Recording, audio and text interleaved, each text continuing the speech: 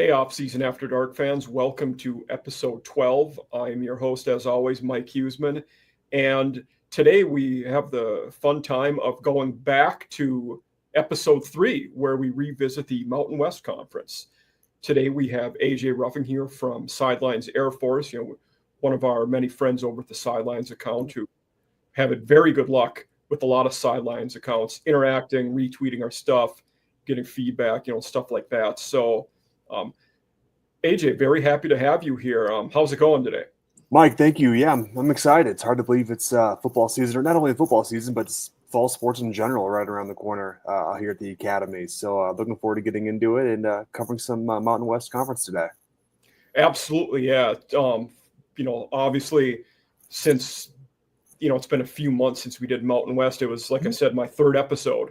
We talked about it. So there have definitely been roster changes and, a lot of fall camp stuff starting. Did the Falcons start practicing yet? Yeah, yep. They are a couple days in already.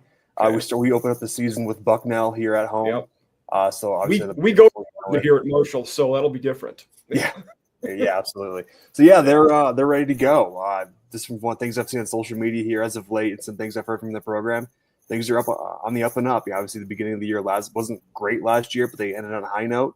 And tons of positives to take away from that heading into camp this year. Yeah, and just a different dynamic, I feel like, from most programs. Like a lot of our episodes, when we talk about the team, it's new faces, who you brought in, who you lost, things like that. But it's not that way for the service academies. And, this is my first service academy show. Obviously, the way the portal and NIL stuff, looks, it's so much different for you guys. Much different. But one of the things that made me want to, have you on specifically, and this would be the case with Army as well, but in my writing for Mike Farrell Sports, it's a lot. I do a lot of coaching carousel stuff, diving into that. And Calhoun has just been so stable for so long that, I feel like we're talking about a guy who going into year 19, that's, one of the longest in the country. So, very happy to have you here talk about, Air Force football Mountain West and how Calhoun has been able to do it for so long and stay so consistent. Just, phenomenal. But, you mentioned he's going into his 19th year. He's 135 and 89 overall. And I think, not just at the Air Force, but Army and Navy as well. It's a tough job no matter who you are, what sport you're in. You're limited on who you can recruit. The portal, you can exit, but you can't enter. NIL is a no. And so there's a lot of different factors, external factors that go into recruiting and playing at one of the academies. And I think what helps Air Force and Coach Calhoun is he is an academy alum. So he knows the process. He was there. He knows the way of it. He's been there obviously 19 years. If you don't have it figured out by now, I don't think you'd have made it that long. And I found it interesting, too, that both of their coordinators are also Academy graduates. Yes, yep, absolutely. So Brian Knorr and is it Mike Tyson? How do you say his last name? Yep. Okay. And so, he graduated in 89, Coach Calhoun did. And so he has a system and it's working. And you look at it, too, he's only 58 years old. In coaching ages, that's not old.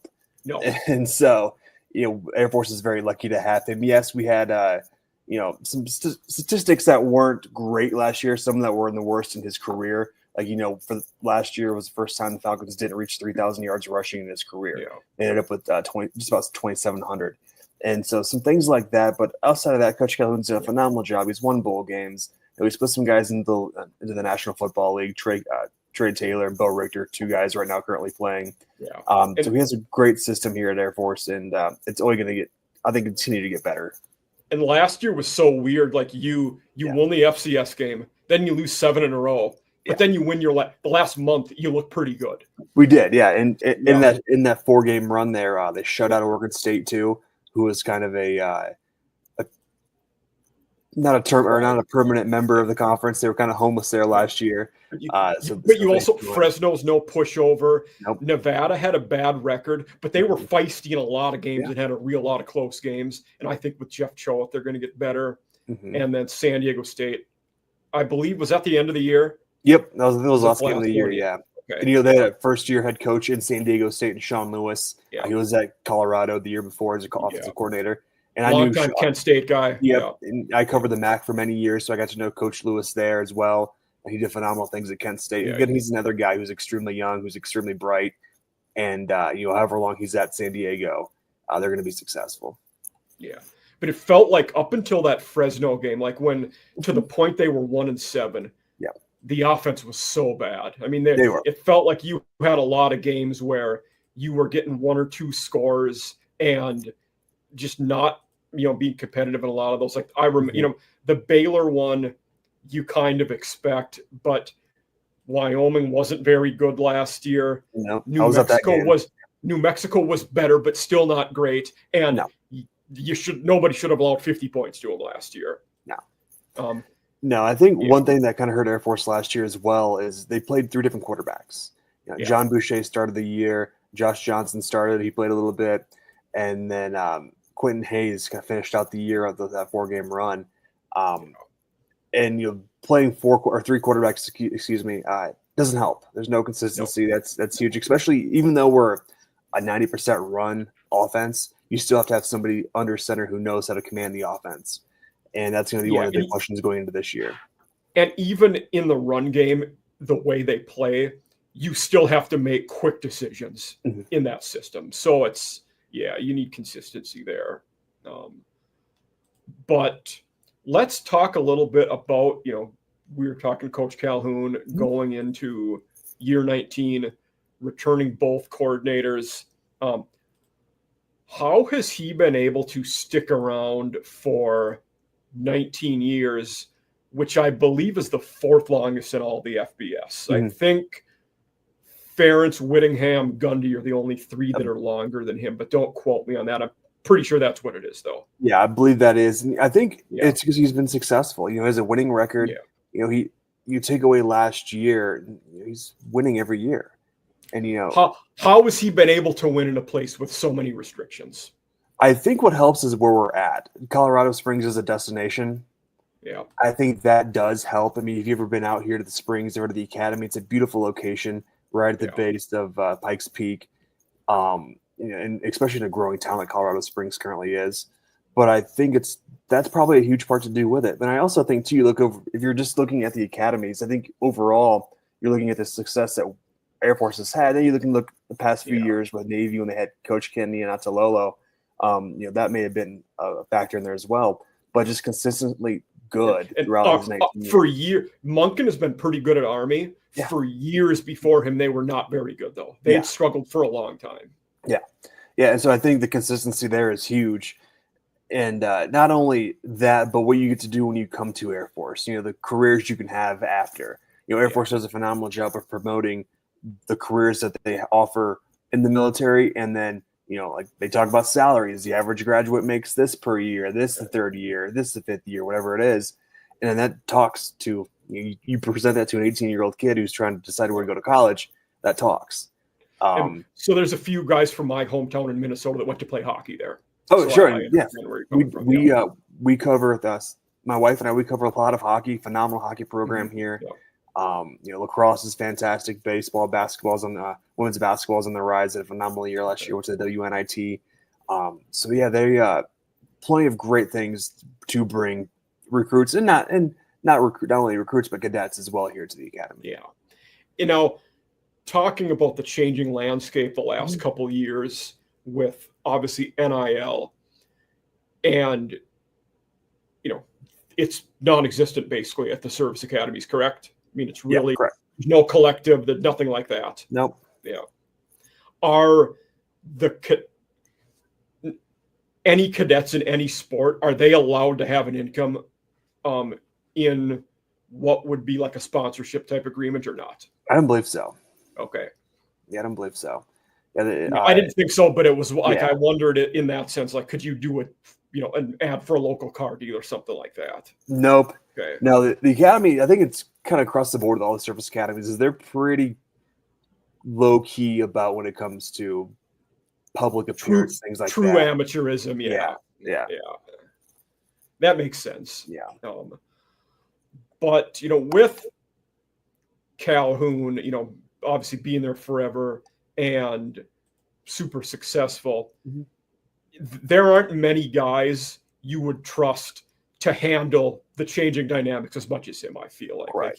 he's seen it all, and you had made the point of being a graduate there, understands the life there, so that probably helped a lot in that transition and has allowed them to remain consistent. Like, last year was a down year, but one of my viewers before, not a guest I had who was we talked AAC, and he talked about with Army and Navy, you're almost on 3 or 4 year cycles where when your group gets to be seniors, you're pretty good.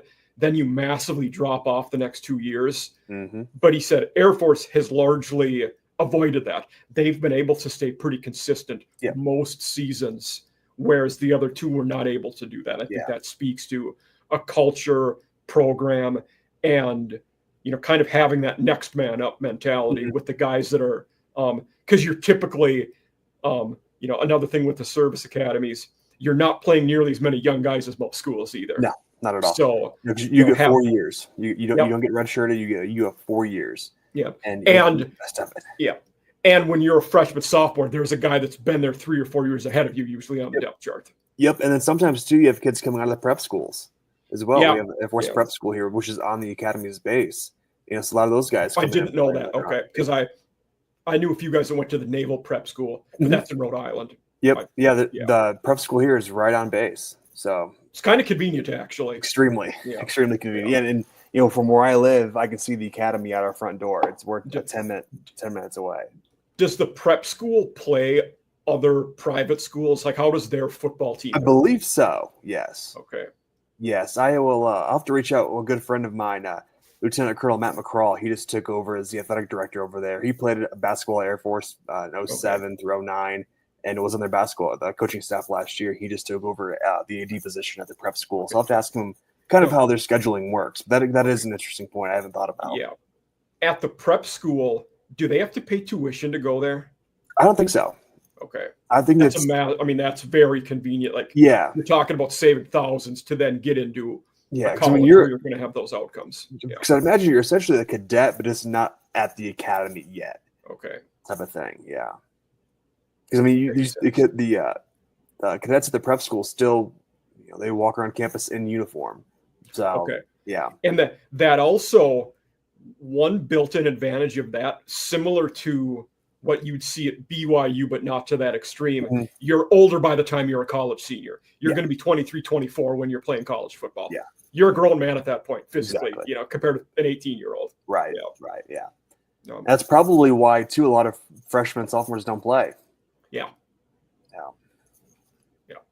Yeah, I think that's a very good. And also, one of the other reasons, especially, I think, on the line, you're not getting those massively athletic, big-bodied guys because the P4 is gobbling those guys up, and that's across all G5s, not just the academies. Those dudes are getting recruited by P4s. Yep, so, absolutely.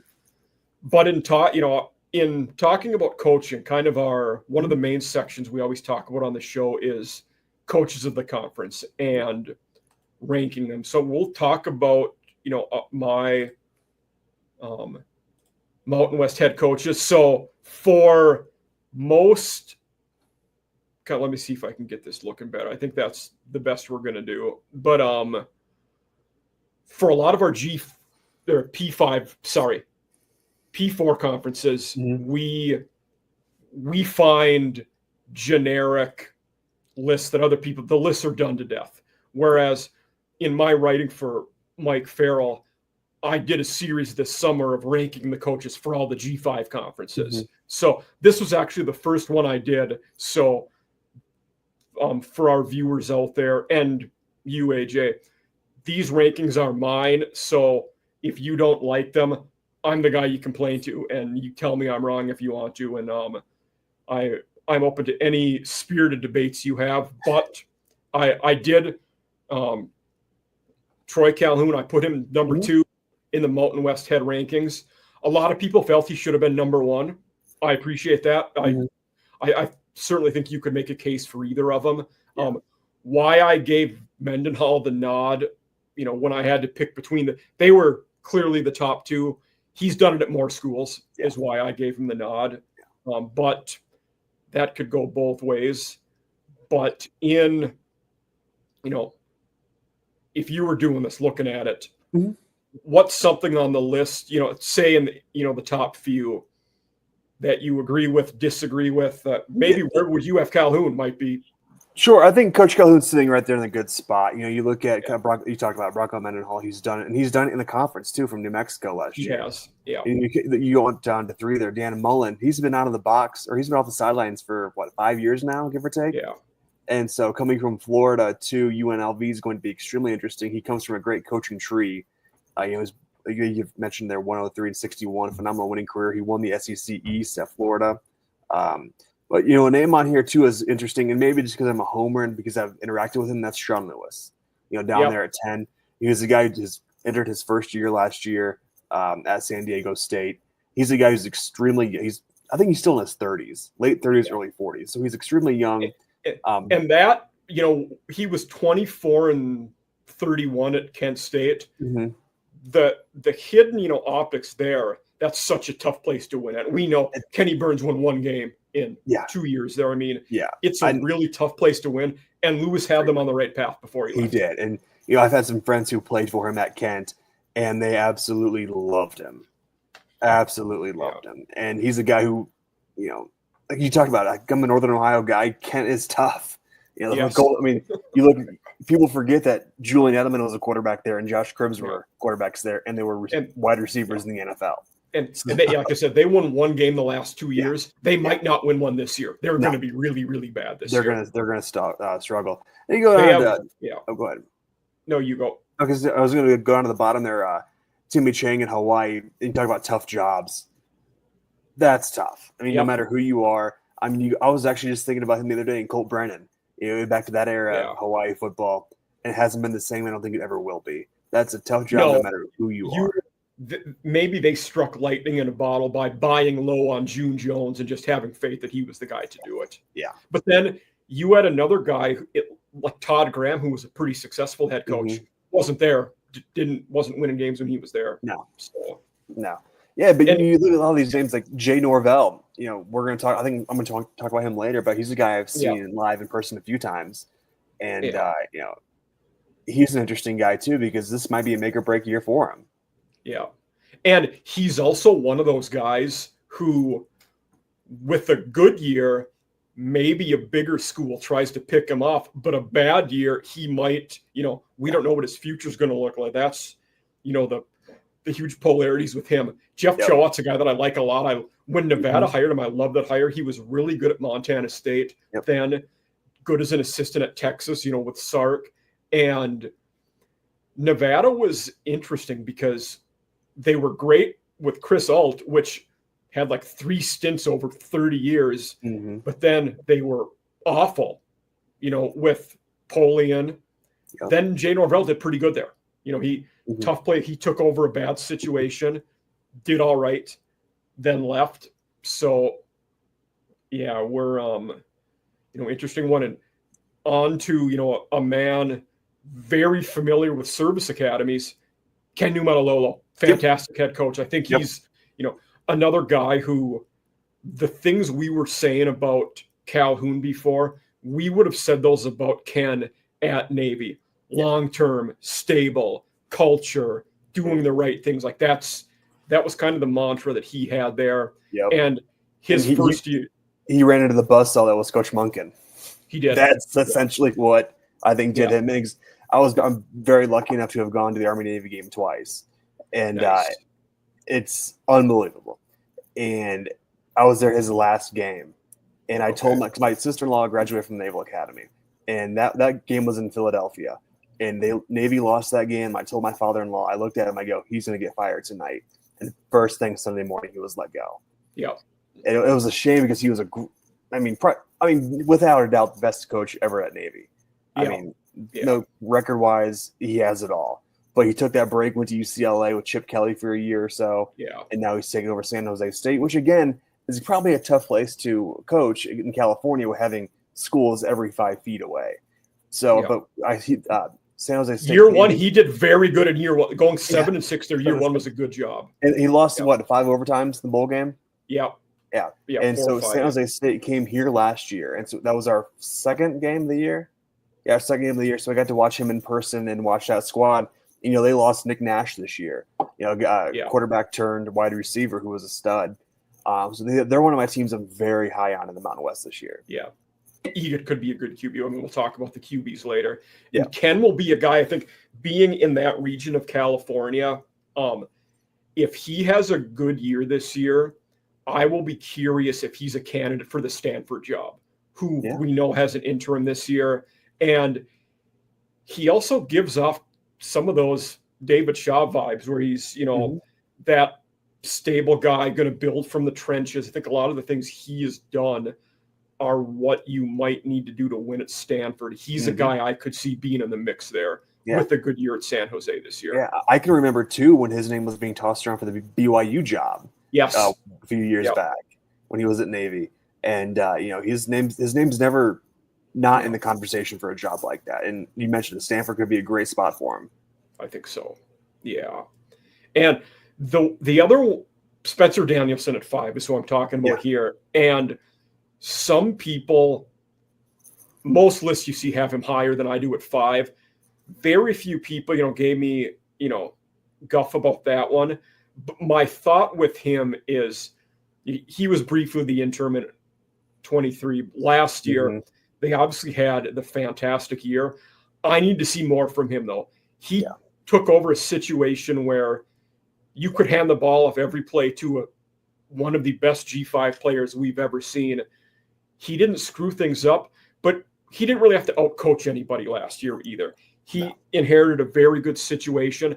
Now that he's lost that guy in Ashton Jeanty, now is when I'm going to learn what kind of coach Spencer Danielson is. So that's why I put him at 5, which winning percentage-wise, he'd be number 1 probably. Yeah, that's interesting because they do bring back a starting quarterback in that Maddox Madison. He threw for over 3,000 yards last year, 23 touchdowns, 6 interceptions. He had the 23rd best QBR in college football. I actually didn't realize his QBR was that high. That's good to know. Yeah. And Boise State's returning 14 starters, 8 on offense and 6 on defense, which I think helps them tremendously. Yeah, you talked about Jeanty. He was Boise State last year. We saw that. But then you saw what happened when they went against Penn State. Yeah. He did not look like – actually, I don't think he had 50 yards. He may have had – it was bad. And I do think Sire Gaines will be a decent running back for him this year. Like, he could be all right. Especially with most of the line coming back in front of him. It's very helpful, too. We talked about consistency earlier. Boise State's been consistent since they beat Oklahoma in the Fiesta Bowl years ago? Yep. Yeah, Jared Zabransky at quarterback. Yeah. That's around a lot of head coaches, too. Chris Peterson was there at that time. Yep. Dan Hawkins, Dirk Cutter, Chris Peterson, Brian Harsin. I mean, you had a lot. Houston Nutt was before that, actually. You've had a lot of guys that ended up at bigger schools. Really, the only coach they didn't have that was top. Andy Avalos was the only one that failed, really, in their time there. Yeah. I mean, that's right before Danielson, obviously. But, we taught, Jay Norvell comes in at 6. Norvell was a guy, when I was putting, I list all the guys, look into their records, do the homework on where the other jobs they had as well. I thought his record would have been better than it was going into this. Like I still think he's a good coach. He struck me as a good coach. But then I looked at record. I'm like, oh, he has a losing record at Colorado State. He's barely above 500 overall. That surprised me with him. Yeah, that one is an interesting one. And we've danced around a little bit, but I think he's on my hot seat for the year. Yeah. I really think so. You haven't posted their 16-21, 12-12 in conference, only 1 bowl game appearance, and that was a loss. And, this is their last year in the Mountain West. They're headed to the Pac-12 next year. Yeah. And so with that kind of change, could Colorado State maybe think about making a change of head coach? And you never know. Because Fort Collins is a great football town. The other one with Norvell, say they go, and I'm surly about Colorado State this year. I think they're going to be pretty good. So, but say they win 9 or 10 games. He's an alumni and a former head coach or former assistant coach at Iowa, where Kirk Ferentz will retire before too long. Yep. He puts together some wins in a good year or two. He could be in the mix for that Iowa job, as a guy with roots there and, had coached and played there. So, but we got to see it, like you said.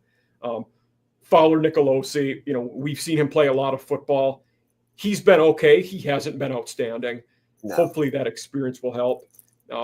The two guys here at 7 and 8, they were the toughest to rank.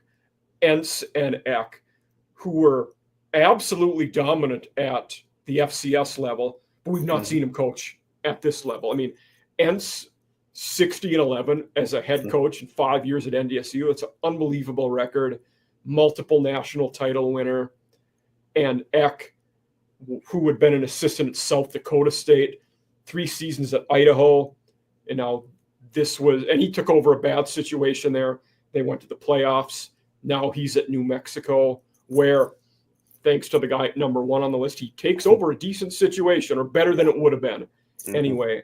But what are your thoughts, and what are you looking for out of Entz and Eck as they start their new jobs in this conference? Yeah, I look at what helps those guys who come from FCS is when they have success, kind of like at North Dakota State and Idaho. There's tons of great talent there. But what helps them too is they can bring them in the portal.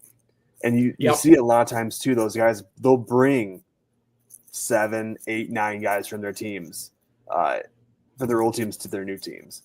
And, it's not that far to go from Idaho down to New Mexico. It's still the mountain region. So I think I haven't looked too deep into their rosters to see how many transfer guys they brought in. But I think, they're sitting pretty at New Mexico, I think. They have, they've had stable success over the past few years. Obviously, Bronco leaves and heads stayed away, essentially. But I'm really curious to see what they do. Fresno State, Entz comes in 16-11. I think it'll be successful. I think they really do. And I think that's one of those they have potential to be one of those G5 teams that can contend every year. You're in a good situation. You can recruit there. You have decent resources, a town that supports you pretty well. Like a lot of people don't realize, Fresno is almost 600,000 people. I mean, it's a good sized place. And you look at New Mexico, they're the only show in town. Yeah. And in a state where Albuquerque's over half the state's population. Yeah. I mean, it's and they sit in a great location, not too far from Colorado. Nevada's not far, Utah. So there's a ton of great talent. Texas isn't terrible. Yeah, it isn't terribly far. But you had mentioned before the transfer situation. So Eck brought Jack Lane, his QB from Idaho, is going to be there. At running back, you have FC Idaho, Montana State, Weber State, Sam Houston, where they're running backs. Their best receivers coming in from Kansas State and Illinois. You have tight ends from Arizona. Pretty much that whole roster, whether it be this offseason or last one, almost that whole roster is coming in from other places. Yeah. In fact, their right tackle is Tyler Lawrence, who was at Air Force. Yeah, it is. Before. Yep. So he's going to start at right tackle for Air Force. And then on defense, it's pretty much the same thing. The one other thing I noticed with New Mexico, way more JUCO guys than most schools. They weren't afraid to go and get them, but pretty much that whole roster has portaled, whether it be this offseason or the one before. And with Entz, you have at Fresno, AJ Warner is their QB who'd been at Temple, and Rice, and I actually think he's a decent player. So he's been around a long time. He has played a lot of college football. That is true. But I'm very curious to see it. I think Entz probably has a better year one, just because I think that roster's a little better and a little more stable. I think Eck ends up winning, but year one, I would peg Fresno to be a little better than New Mexico, which isn't saying much. Yeah, no, I can see that as well. Yeah. Yeah. And one thing that helps Fresno is all but one of their O-linemen comes in from Oregon State. The other 4 return and were at Fresno last year, so that should give them some familiarity up front. Yeah, absolutely. They did not start, but it's guys that have played some. Yeah. Yeah. So there's always 2 things I ask my guests in regards to the coaching list. Mm-hmm. One of them, I think I know your answer, but I'm going to ask you anyway. Who's on the hottest seat going into 2025? I touched on it earlier. I say Jay Norvell. Okay. I really do. They had, if they were going to win last year, and obviously it came down on a terrible injury, and Troy Horton, the receiver they had, he and Braden Fowler-Nicolosi had a great connection. And if they were going to win, it would have been them. But he also hasn't beat Dion in his 2 years. I remember watching that game. I was in Nebraska, actually covering Nebraska, Northern Illinois that week. I was watching that game, the first game between them in my hotel. It went to overtime. Yep, I remember it. At Fort Collins. And they had some words pregame and stuff like that. And, Coach Norvell has not been able to back it up yet. And you look at the record, he's overall just 2 games over 500 and under 500 at Colorado State overall. So I think he's on my hot seat. Okay. Yeah, I get that. If I had to pick one, this is maybe the toughest conference for me to pick one, by the way, and all 9 of them, G5 and P4. Mm-hmm.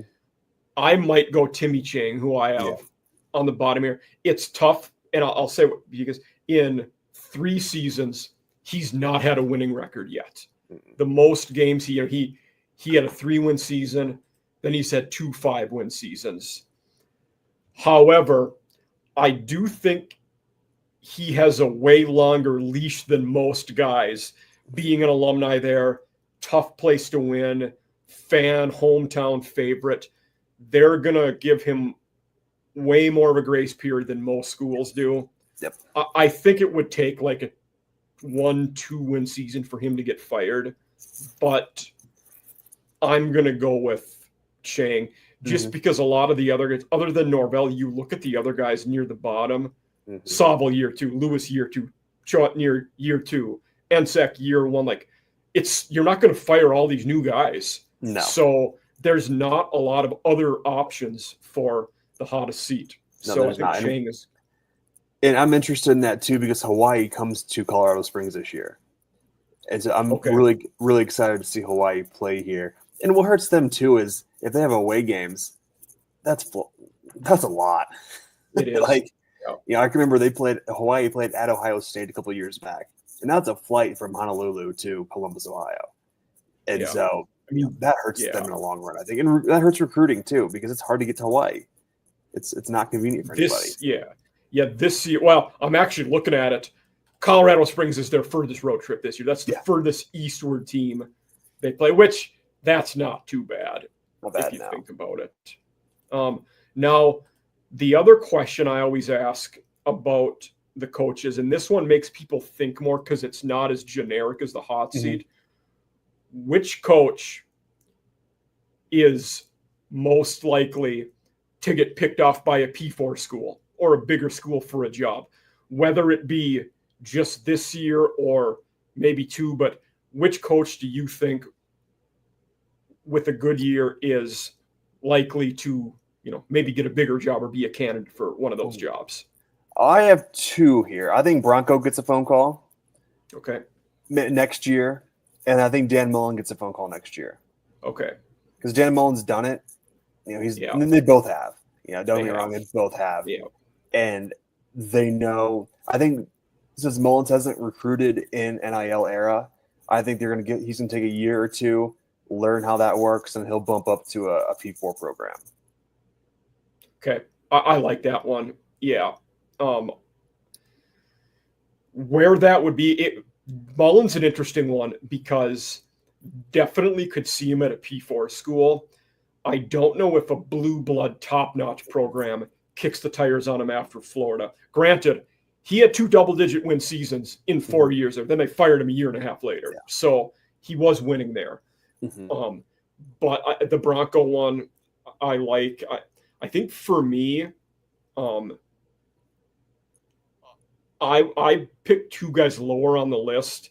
Entz would be one, considering if he wins at Fresno, it's going to be this dude won national titles at the FCS. Now he's winning at this level, and it's going to be the mindset that he will win anywhere. Yeah. Which, if he wins there, probably is the case. And then, Choate would be the other one because of similar. One at one at Montana State. Then he was at Texas. He learned from Sark. He was at a school that's competing at the national level. Then he took over a bad Nevada situation and he won games there. Now he needs to win a lot of games because they, only win in 3 last year. They were competitive in some, but I think those are guys who probably not this year, but 2-3 years down the road, if they win games, the path is there. And for the reasons I just said, that's going to be the mindset of these schools, hiring them and, say Kansas State, Iowa State, a job like that opens up. Yeah. Oh, Matt Entz is a Midwest guy. He won games. Let's call him. And it would make sense. Nobody would fault him for doing that either. No, not at all. I mean, that's why Barry Odom left and went to Purdue. Yes.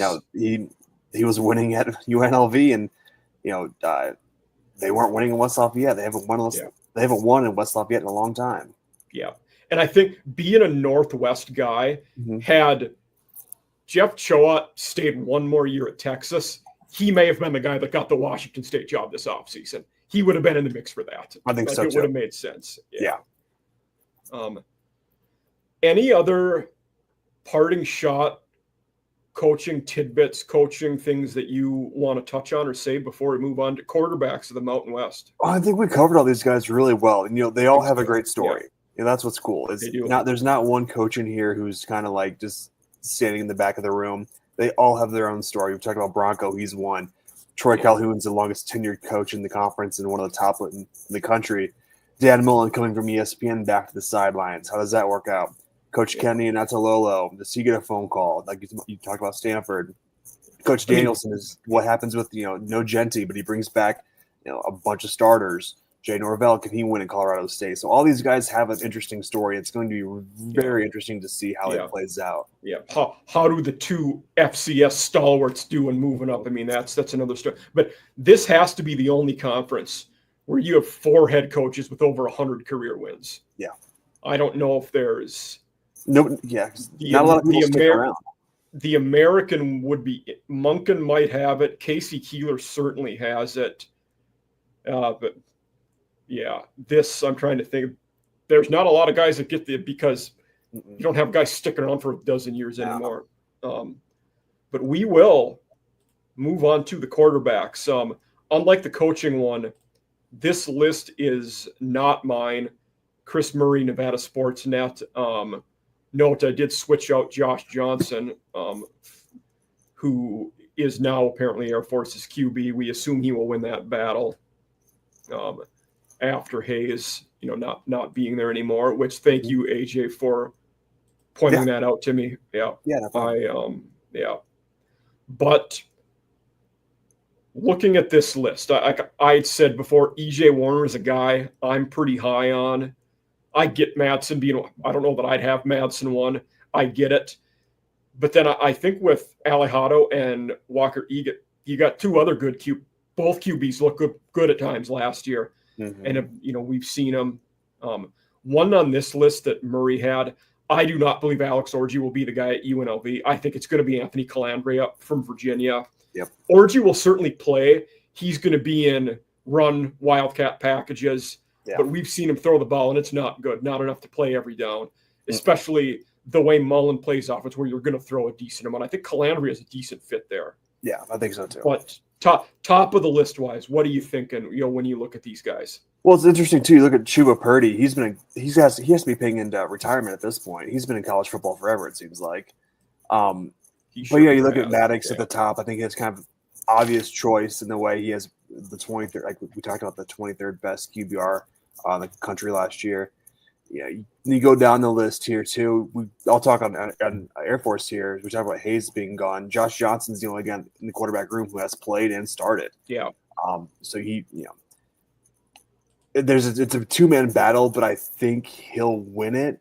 But as we saw last year, Air Force isn't afraid to switch up quarterbacks throughout the year as they played 3 last year. So I think that, and again, you just need a quarterback who can manage the offense and throw a pass here and there when you run the option 90-95% of the time. You talked about Purdy, Purdy being a guy that's played a lot of college. He's 2 years at Florida State, 2 years at Nebraska, now 2 at Nevada. So we are entering year 6 of college football. Yeah. And then Braden Fowler-Nicolosi, we touched on him earlier too. I've seen him live. If you don't, you may watch him on TV, but until you see him in person, he is a large human being. He is extremely tall, extremely lean. But he's a guy who can throw the ball as well. But will Colorado State have the weapons around him this year? With Troy Horton being gone. Now, Troy did miss the back half of last season due to an injury. He didn't play against us here in the Springs last year. Okay. What happens there? You look at you talk about Orgy too. I saw him play at Michigan a little bit, and he was a special package kind of guy. Yeah. But you talked about Mullins, an SEC mind essentially, came from the Urban Meyer camp. They're going to throw the ball a lot. Yeah. You look at the programs too with new coaches. New Mexico with Jack Lane. Caden Anderson is going to year 2 with coach. Lane comes over with. Yeah. We talked about that before.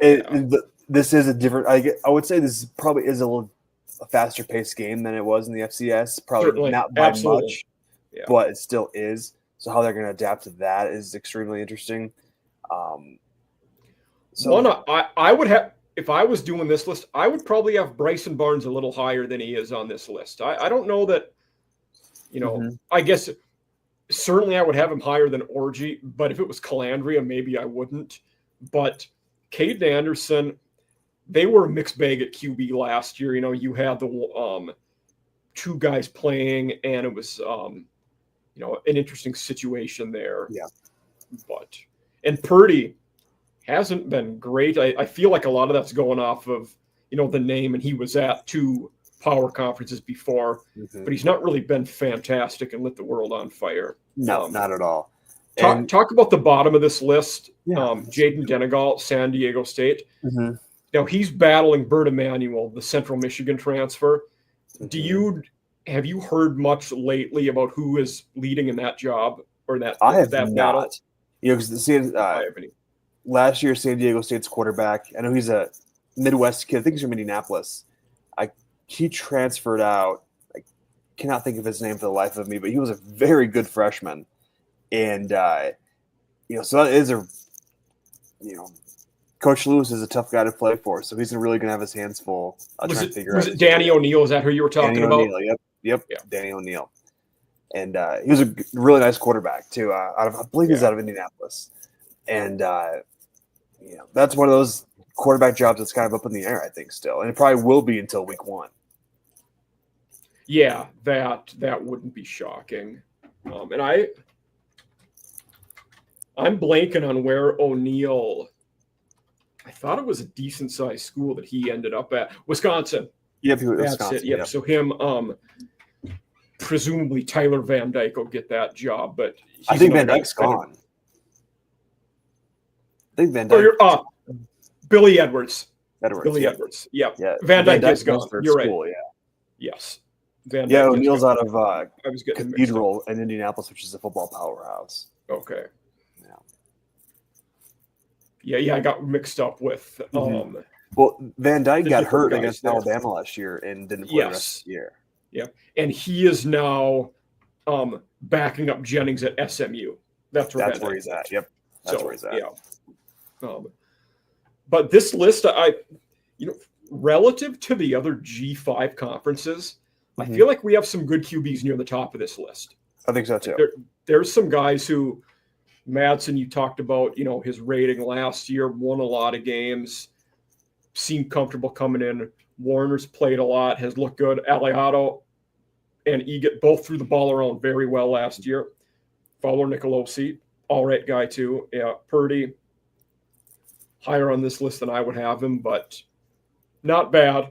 Mm-mm. And then I think Calandry is all right. Who will be at UNLV. Yeah, you look at EJ Warner. He had 2,700 yards last year, 17 touchdowns, 13 picks, and a QBR 41.1. I didn't realize he turned the ball over that much. That is a lot of turnovers. It is. His QBR is ranked 107th in the country. So those are the interception numbers that get head coaches fired. Yep. Which is what happened. Yeah, absolutely. But yeah, it's good QBs that Anderson was am I right? So last year at Wyoming, Anderson, he started as the backup to Evans Svoboda. Then he became the starter later on. Is that right? I believe so, yeah. Or was it the other way around? I'm trying to think. We went to the Colorado State Air Force game last year. I'm trying to think. I thought Svoboda was a starter at the beginning of the year, and then Anderson took over. I think that's how it was. Okay. Yeah. But yeah, talk about an interesting football stadium. It's the highest elevated stadium in the country. Oh, I believe it. Yeah. It's up there. We spent the day up there and up in Laramie for that one, and it was we're high altitude here in the Springs, but you could feel it up there. Yeah. Awesome. I mean, awesome location too. Like just visually, it's a cool atmosphere. Yeah. It's interesting. But you go through Laramie, you go through campus and whatnot, and you find it hard to believe Josh Allen went there. Yep. Yeah, that's an interesting one. But looking at this list, if you were, would you have Madsen 1? I mean, it's in some ways it's tough to argue he shouldn't be.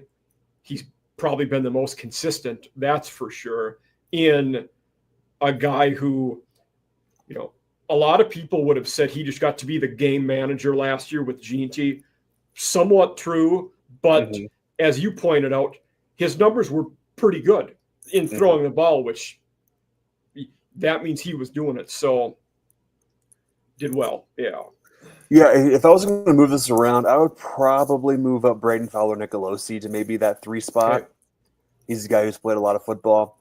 Last year, 2,796 yards, 14 touchdowns, 9 interceptions. But he's a guy who's played a lot going into his 4th year at Colorado State. He's played all 4 years to some degree. 2022, he was 17 of 37. In 2023, he was 292 of 470. Last year, 230 of 380. And they only lost one conference game last year, too. I mean, they were – a lot of people don't realize in the conference how well they played. They lost by 6 to Fresno State. That's right. At Fresno State, yeah. So I would probably move him up towards the top of that list, maybe that 3 hole right there behind EJ. Yeah. It seemed like Colorado State was kind of the inverse of Air Force, where they lost a few. Then they went on heater and got really hot, the last 2 months of the year. Yeah, and I remember they lost. I remember Miami, Ohio rolled them in the bowl game, but Chuck Martin does well in those games when he has longer to prepare for teams. Chuck Martin, I got to know Coach Martin pretty well. He's a guy who'll have a P4 job here in the next couple of years if he really wants one. One of my favorite guys, I placed him. I forget if I had him. No, I think he was first in my. I actually can show you that when I did the MAC head coach. Oh no, I haven't done a MAC episode yet. We're actually working on one of those for next week. It was tough to find MAC people that do podcasts that were interested. But I believe I had him, and then him and Candle were certainly 1, 2, but I'm actually very curious. I feel like I have to answer this for you at this point. No, Coach Martin's a great guy. I got to know him pretty well. Interviewed him many times at media day and whatnot. And fun guy. Candle, Martin, Lembo, Creighton were my top 4 in that conference. That makes sense. Yeah. But QB wise, I feel like we did a good job there covering those. Yeah. One thing we talk about now is one of our shorter segments in college fantasy football. Is, the drafts are around the corner.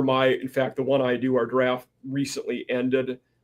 But who would be some college fantasy, sleeper or guys that you think our audience should look for, whether it's Air Force or in the Mountain West on the whole? Who are some names out there that these guys should look for, when they're in the deeper drafts? Yeah, if you're looking for a smash mouth, obviously Air Force's running backs are probably some fun ones to look at. Look at a guy like Dylan Carson.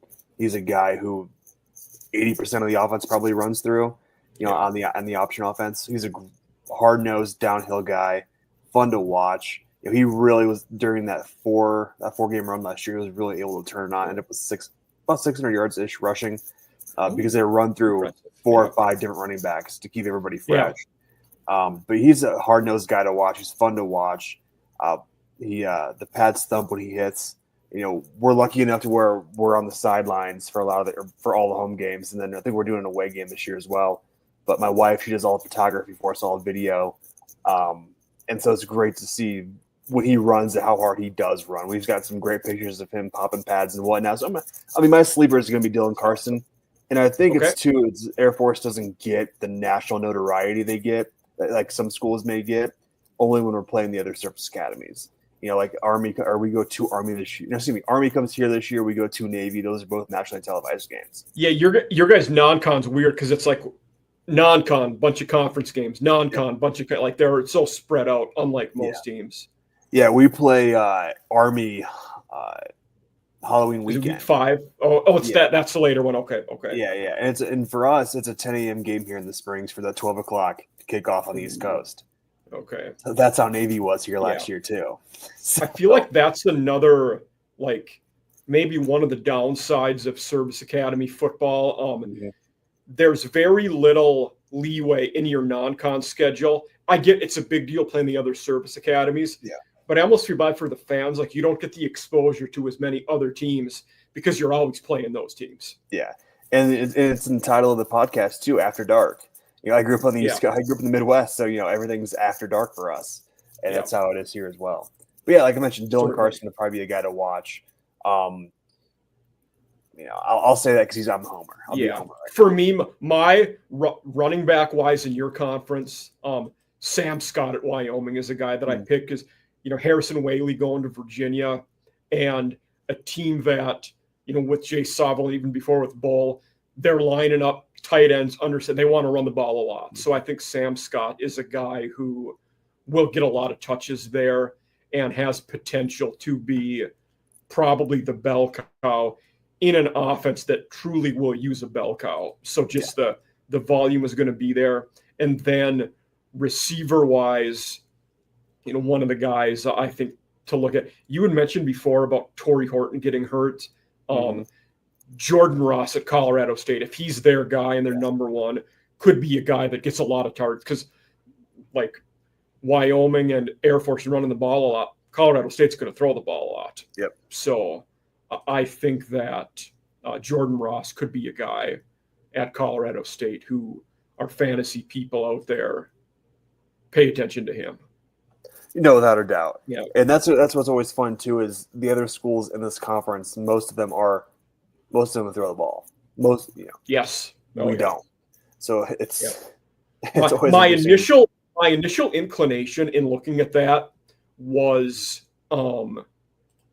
pick whoever is going to be the number one receiver at San Jose State, because how many targets was it? 180 targets that Nash had last year, something ridiculous. 170. I mean, it was, in terms of overall targets, it was unbelievable. Yeah, the number that he had. But it's not going to be one guy. They're going to have like 3 guys, which you probably need to because he was so impressive last year. But there's going to be multiple guys at San Jose State. Matthew Coleman, that's Scudero that came from Sac State. Cooper Hoff just been there. Sterling was at Cal. Then they got they got a guy from Purdue. Smith. I think. Yeah, I know who you're talking about. Yeah, a guy that came in from Purdue. But there's a lot of guys I think, and I don't think any one of them is going to be even close to where Nash was. No, but not at all. If one of them turns out to be the dude, get that San Jose State receiver. Mm-hmm. And it's interesting too, because obviously Coach Ken came from Navy, where it was a run team, right? Well, now he can expand his playbook a little bit more because he can recruit different style of players, and he can. And for me, that speaks to his flexibility of mind in knowing I inherited this team. What I'm used to doing, they're not good at, so I need to adapt to them. And he did a very good job of that in here. When that shows me, if you can adapt like that, that shows me you're a pretty good football coach. That's probably what's going to get him that phone call the next year or two. Yeah, I think that's very true. Yeah.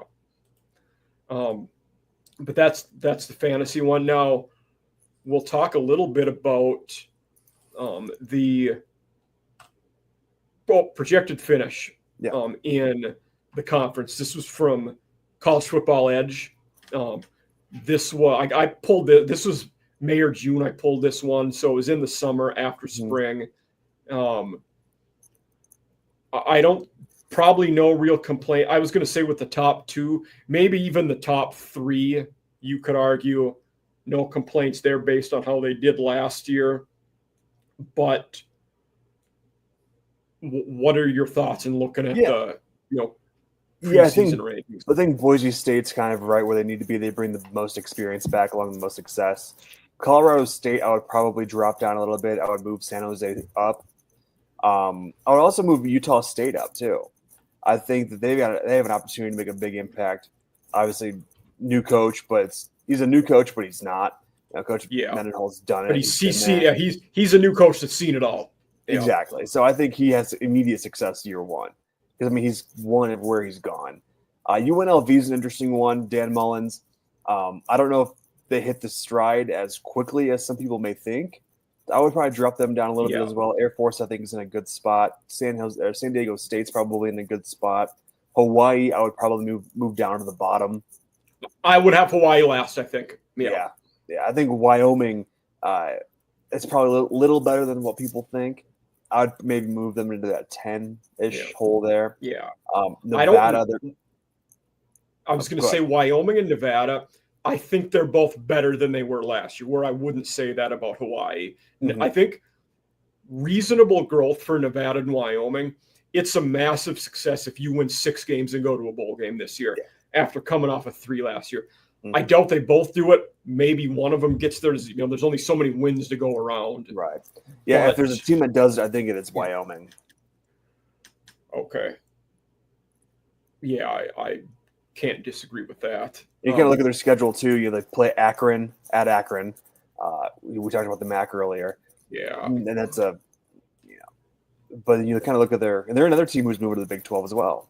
But they go to they play Utah. They play Colorado. One thing that hurts Nevada in that getting to bowl eligibility, Nevada season opener at Penn State. Yeah. Then you have FCS Sacramento State, who's going to be a decent FCS team. Mm-hmm. Then Middle Tennessee State at home. That game's probably a coin flip. Hopefully you can get that one. Then you go to Western Kentucky. Always one of the best teams in Conference USA. Yeah. Like that's not a game you'd say you're going to win. Then you get into the conference schedule for them. One thing that helps Nevada, you don't play Colorado State, who last year was a good team, but they have both Boise and UNLV at home. Yep. I still don't know if you get either of those wins, but it's still a benefit anyway. Mm-hmm.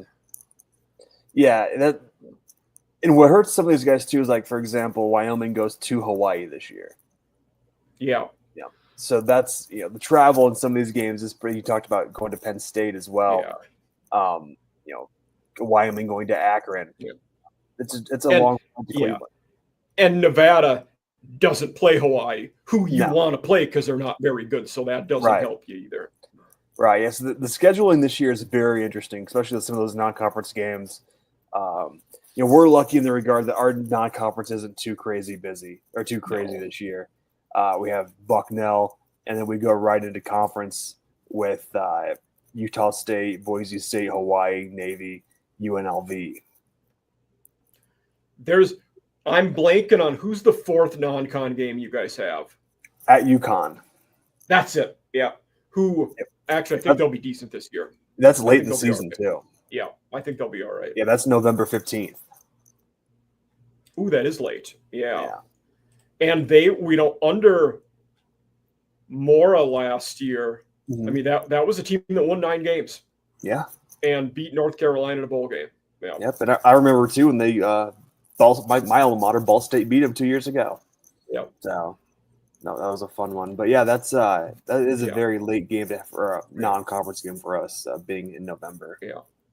One thing that could help you guys in that game I see is UConn plays Duke the week before. And under Manny Diaz, they were quite physical. And they pounded some teams, to the point where it would affect them, the body blow theory the week after. So that could help you guys. Yeah, they got Duke the week. I think something else that helps us out, too, is we play Colorado State the last game of the season, November 28th.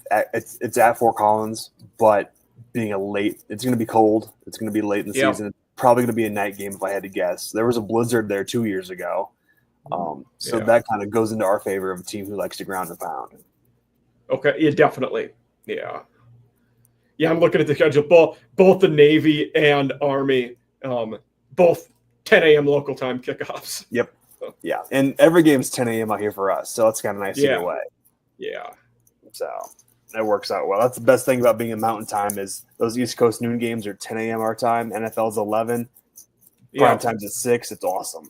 Yeah, I remember being, Midwest, in Minnesota, it was a lot of, 11 a.m. Big Ten kickoffs. So, yeah. Then I moved to South Carolina and SEC country where everybody hates having noon kickoffs because it's so damn hot when you're there. It's just awful to be in the stands for those games. Yeah. Like I was born and raised a Buckeye. And so it's kind of nice, unfortunately, like Ohio State, Texas is a noon game this year. Yeah. Why? I don't know. But because it's the big noon kickoff. It's the big noon kickoff, and our old commissioner signed a really bad TV deal. But that's besides the point. Yeah. So one of the last question I always ask with the conference schedule, who are the 2 teams you're picking to play in the conference title game? I'm going Boise State. I'm going to throw a surprise in there. I'm going to throw Utah State in there. Okay. I'm half with you. I am going to pick Boise, and then I'm going to go Colorado State for the other one. Yeah. So I'm going that's Boise what's State, Colorado State. Great about this conference this year in particular is there's so many unknowns outside of maybe Boise State, the other 10 schools, other 10 programs. There's a lot of questions. Anybody can surprise anybody this year. You get to the Big Tens, the big SECs, the ACCs. You pretty much know who's going to win that every year. But this year in particular with the Mountain West, there's a lot of unknowns, and I think some teams could surprise some people. I mean, heck, I could see San Jose State in there too. Yeah, I wouldn't shock me. I think they're a team that's going to be feisty. Yeah. What about looking at the playoffs? Obviously, Mountain West was the only G5 conference that got a playoff team last year in Boise. What do you think the likelihood is that the Mountain West again gets a playoff team this year? I think it's possible. I do too. Yeah, I think it's possible. I think it's going to be Boise State. If it would be Boise State again. But I see it's entirely possible. I mean, the 12-team playoff is great for the Mountain West, the MACs, the Conference USAs, things like that. In looking at say Boise's path to the playoff, we're talking about, assuming they lose to Notre Dame in the regular season on the road, first game in October, do you think Boise would have to go undefeated the rest of the way? Can a 2-loss Boise get in the playoffs? I don't know the answer to that. I would lean no.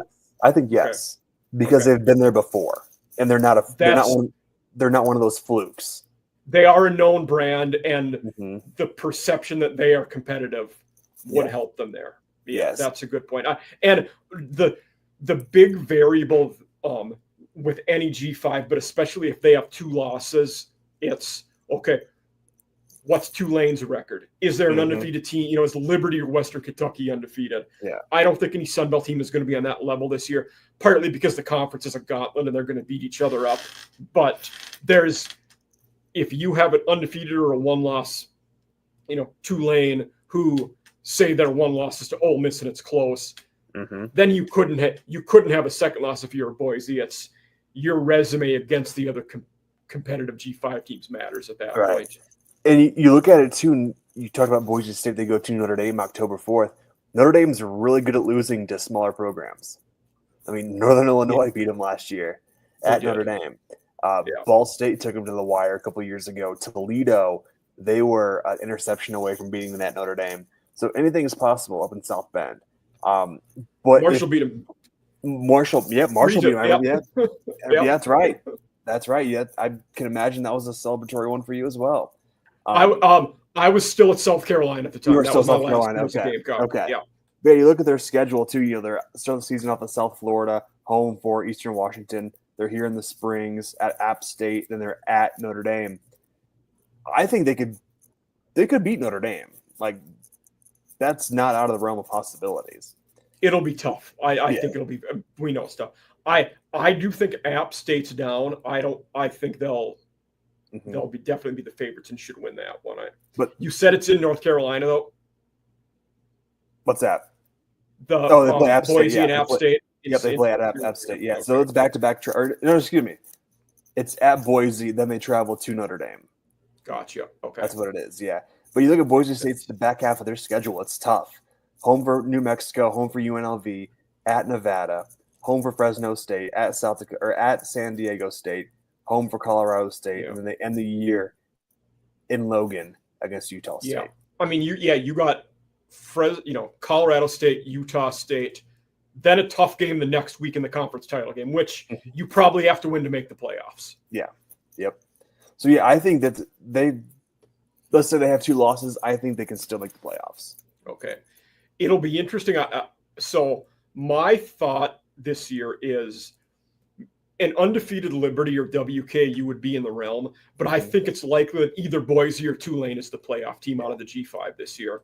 But with Tulane, you have 3 P4 teams. You have Northwestern, Duke, at Ole Miss. You're not going to win all 3 of those games. No. And for them, you easily could lose to Duke, and you probably will lose on the road to Ole Miss. But then, if you drop another conference game, you're probably out of it. Boise probably doesn't drop 3 games overall. So no, I don't think so either. It's like you're looking at Boise probably has more outs and paths to the playoff than Tulane. But if Tulane wins those games, probably more likely because of the strength of schedule people are going to see. And that South Florida game, too, for Boise State is interesting, being August 20th. It's a Thursday night, too. So that Where's August it at South Florida. Ooh, that's going to be warm. That's what I was just going to say. That South Florida humidity is no joke. And so that's going to be very interesting to see how that plays out. Going to be lots of cramping in that one. Yeah, absolutely. It's not the same in Boise. I will be very curious, though, that with they were very good in Golish's first year at South Florida. Byron Brown was awesome as a freshman QB. Then last year, they didn't get worse. They had the exact same record, but everybody thought they'd get better, and they didn't. They had a lot of problems. They weren't, not everything was clicking for him. Brown wasn't great at QB. We'll see how that year 1 goes, though, or not week 1. Week 1, yeah, especially on a Thursday night too. Yeah. So a lot of questions, but a lot of good stories out there as well. When everybody will be watching that game, because I don't like there are some other games that night. It's an ESPN game as well. Okay, I'm looking. Let's see, that week 1 Thursday, Jacksonville State UCF is a decent game. ECU NC State,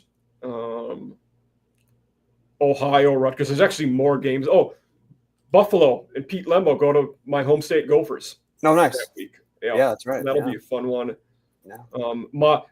Chuck Martin and the Redhawks go to Wisconsin. Yep. San Diego State hosts mighty Stony Brook that night. Yeah. We have Bucknell week 1, so I get it. Okay. Yeah. We had Marymount last year, our first FCS game, our first game of the season was an FCS school in Maryland. Okay, yeah, makes sense. Yeah.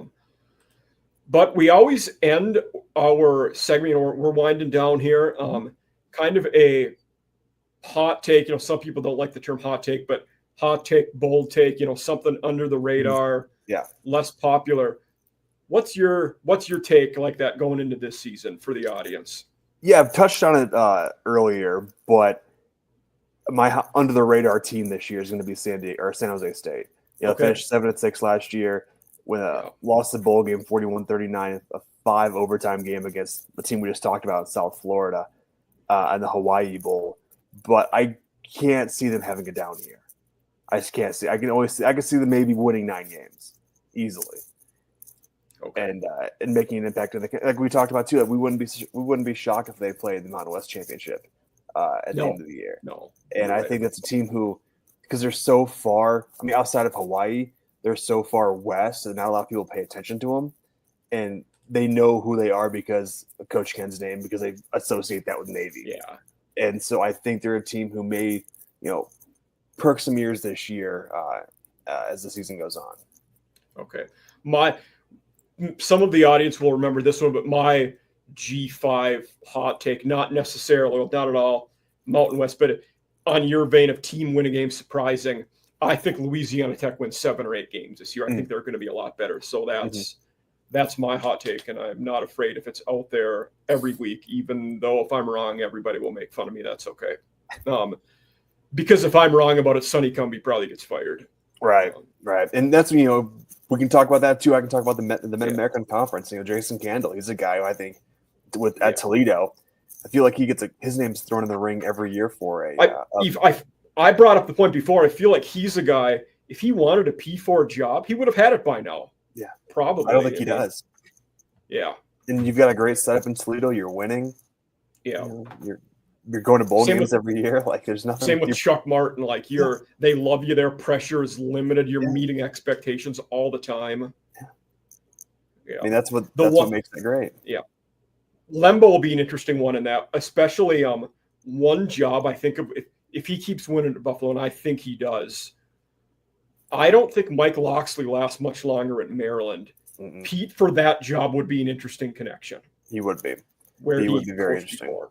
Yeah. And I'll go to my alma mater, Ball State. We unfortunately got rid of Coach Mike New. He's an assistant at Illinois now. He's at Illinois. But brought in Coach U. In fairness, it was probably time. We hadn't had a winning record in about 7 or 8 years. Yeah. Where at Ball State? Yeah. Oh, we won the MAC in 2020. Was it that recent? Okay. Yeah, it was COVID year. I was there.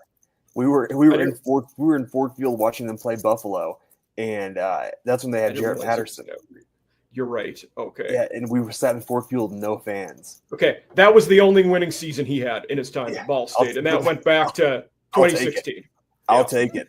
I mean, I can go back to the Brady Hoke era with Nate Davis and those guys. Mm-hmm. But he's at Coach New is at Illinois now. We brought in Coach U from I can't pronounce his last name yet, but he's a Butler guy. Isn't it Uremovich? Right? Yeah. I've talked about him before. Yeah. Yeah, he came in from Butler, so that's gonna be an interesting job as well. So, and the more I read up on him, the more I'm kind of bullish about him. I think for them, he was a pretty good hire. It looks like the way his teams play, the foundation he wants to build, I think he could do all right there. Yeah, and Muncie is a tough place to recruit because there's nothing in Muncie. If you take away Ball State, Muncie's dead. So you're an hour from Indianapolis, which is a great football powerhouse. Tons of great athletes coming out of Indy. So that helps, bringing those guys up to Muncie. But again, maybe we could do a whole other podcast on the transfer portal and the MAC and the Mountain West. We could do a whole series on that, honestly. Maybe I will have you on sometime to talk MACtion. Anytime. But yeah, that's going to be, that's what I love about the Mountain West and that connection with the MAC is they're very similar in that respect. Kind of lower, not I would say lower teams, but lesser known teams, but can make an impact at any time. One question I had a Ball State question. Mm-hmm. And now that I know you're a Ball State guy, you might be able to answer this. Yeah. Their D coordinator, Jeff Knowles, is he related to Jim Knowles? I have no idea. Okay. All I know about that, really, I mean, we can tie this back into the Mountain West, and Coach Stockton at the defensive coordinator at Boise State came from Ball State. Tyler Stockton. Okay. Yep. He played at Notre Dame, was a defensive coordinator at Ball State for a long time, and he took the Boise State job last year. But yeah, he was at Ball State when I was there. Great guy. And then one guy I've talking about the coaching connections, the Ty Summers, the Western Kentucky D coordinator, is now at Colorado State. Yeah.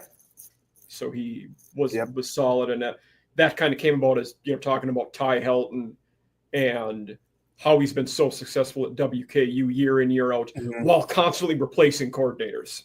Yeah. It's then you mentioned Iowa earlier with the coach Norvell, Tim Lester, their offensive coordinator, a good friend of mine. He came from Western Michigan. Real? Okay. Yep. Packers guy before that. Yeah. He and my high school coach were teammates at Western back in the day. So I got to know Coach Lester very well over the years. So you brought up Iowa earlier. Another tie there as well. So I actually didn't know Lester was a Western guy. I knew he obviously, coached there, coached at Syracuse, Purdue. Yep. I didn't know he was an alumni there though. Okay. Yeah, he was a quarterback there. He was a 3-year starter. Yeah. Very cool. Yeah. But that's all we have time for us, the audience out there. And AJ, thanks for being here. It was great to have you. Fun to talk about Mountain West stuff. A lot of good coaches, a lot of good QBs, teams that should be fun, and a decent amount of changes going into this year. But again, thank you for being here. It was an awesome show. Yeah, I appreciate you having me on. If you don't mind, I'll do a shameless plug here. You can find us on X and Instagram at SSN_Air Force. We do most of our stuff on X and Insta. Tons of great photos my wife takes from the sidelines, tons of great videos as well. We'll be doing live content from the sidelines for not just football, but we do all sports. We'll be doing women's soccer next week. They just kicked off the season a couple nights ago at Montana. We have men's and women's soccer. We've got football. We've done lacrosse. We've done baseball. We've done everything you think of. We've done. So a ton of that great content's on all of our social medias. And so we'll be doing a lot more things there this year as we kind of slowly get back into it. And for you listeners out there, I will tag all of his accounts with this video, so you'll be able to easily add and subscribe to him and find that content. So, Thank you for being here. I appreciate it, Mike. Thank you. Yep.